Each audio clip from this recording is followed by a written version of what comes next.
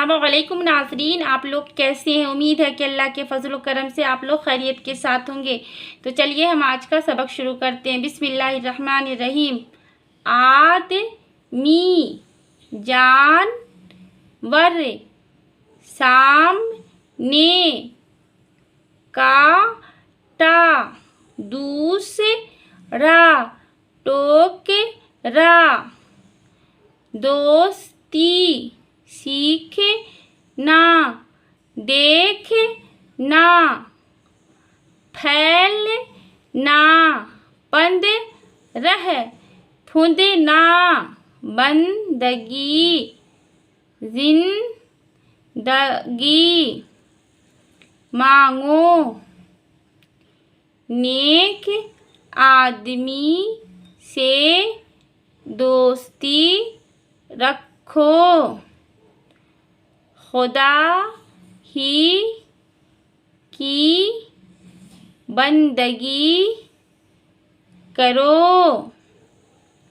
उसके सिवा किसी और को न पूजो, जो मुराद मांगो उसी से मांगो, जिंदगी का कुछ भरोसा नहीं, दूसरा टोकरा लाओ, इस टोपी का फुदना कहाँ है, हुनर सीखना भी फर्ज है, इस बेल का फैलना देखो, उसे न काटना, देखना सामने कौन सा जानवर बैठा है, मुहर 15 रुपए की होती है, खुद खुश ख्वाजा, ख्वाहिश खुराक, तुम खुद पढ़ो, सब लोगों को खुश